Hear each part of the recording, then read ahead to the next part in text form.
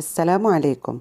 أكد تقرير صحفي إسباني أن صفقة انتقال البرتغالي كريستيانو رونالدو نجم مانشستر يونايتد السابق لصفوف النصر السعودي قد تمت بالفعل، حيث قالت صحيفة آس الإسبانية: كريستيانو رونالدو سيلعب بصفوف النصر حتى صيف 2025، وهو ما أكدته مصادر من النصر، واعترفوا لأول مرة منذ أسابيع أن الصفقة تمت بالفعل. وأشارت الصحيفة إلى أنه بعد أيام من المفاوضات المكثفة التقى وفد من النصر مع وكلاء رونالدو، وتم الاتفاق على كل شيء، يصل راتب كريستيانو إلى 200 مليون يورو في الموسم كما تردد مؤخرا.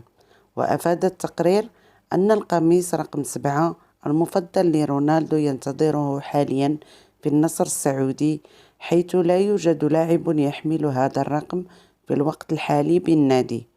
وكان مانشستر يونايتد قد فسخ عقده مع كريستيانو رونالدو بالتراضي عقب إجراء النجم البرتغالي لحوار تلفزيوني مع الصحفي بيرس مورجان، هاجم خلاله إدارة النادي والجهازين الفني السابق والحالي.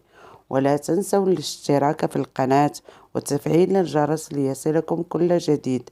شكرا على حسن المتابعة، وسنختم الفيديو بالصلاة والسلام على رسول الله صلى الله عليه وسلم. دمتم سالمين.